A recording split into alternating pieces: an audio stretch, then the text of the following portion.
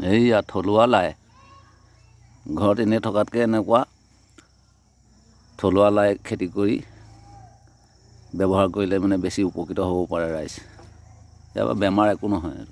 গোবৰ জাবৰে সাধাৰণভাৱে উৎপাদিত কৰা লাই শাক। ইয়াত কৃত্ৰিম সাৰ বা ঔষধ একো দিয়া নাই।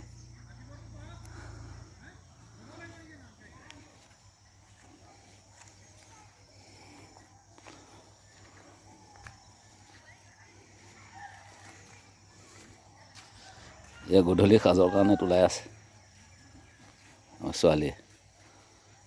এয়া মাকেও তোলাই আছে ফিচাৰী মাছৰ লগত এতিয়া ভাজি মাৰি আৰু মস্তি হ'ব খাবলৈ।